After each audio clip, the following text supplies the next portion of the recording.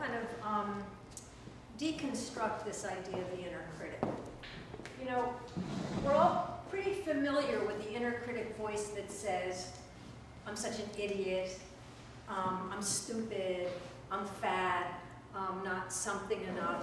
For most women, I'm also not thin enough, I'm not good enough in some way. But what we got to begin to be aware of is that it's not just the voice of the inner critic. When we have an inner critic, we have three other voices that are really important to get aware of. Another voice is the voice of the inner worrier, the what if voice. What if they don't like my proposal? What if I'm making the wrong decision? What if I really shouldn't be doing whatever it is I'm thinking of doing? If only I could have.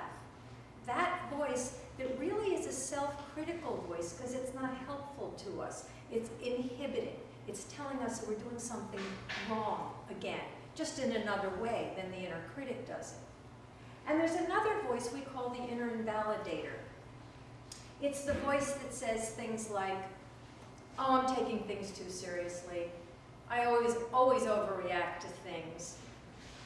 My brother didn't really mean what he said. I should probably apologize to him, even though I think he hurt my feelings. But, you know, maybe my feelings really aren't right about that. It's an invalidation of how we feel. It's an invalidation of what we're thinking. And there's another voice we need to get familiar with that we call the inner defeater. And that's the voice that says, it's no use in trying. I'm just not going to try. They never like what I say, so I'm not going to raise my hand anyway. It's the voice that really collapses us and says that we're helpless and hopeless.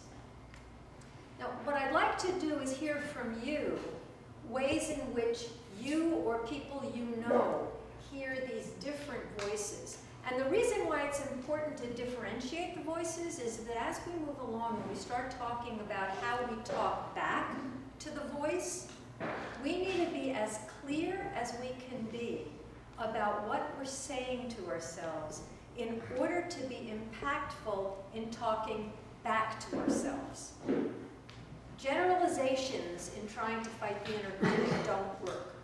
Being very specific is what's going to be helpful. So let's take a few moments. How do you hear these voices, or know your sister hears them, or your best friends hear them, or your kids hear them?